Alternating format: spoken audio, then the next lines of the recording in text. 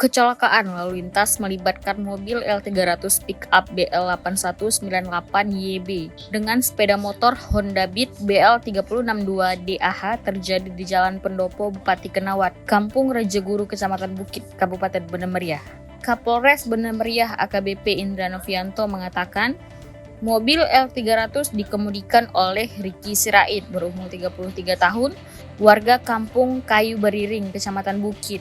Sedangkan Honda Beat dikendarai oleh Iko, berboncengan dengan Misdi Ariga, warga Jongok, Kecamatan Bukit.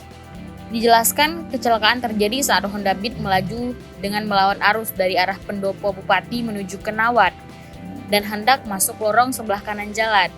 Pada saat bersamaan melintas mobil L300, namun karena jarak yang terlalu dekat sehingga terjadilah kecelakaan lalu lintas.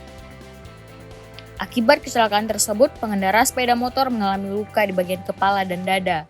Penumpang sepeda motor luka pada lengan dan kaki, sedangkan pengemudi L300 mengalami luka di bagian tangan.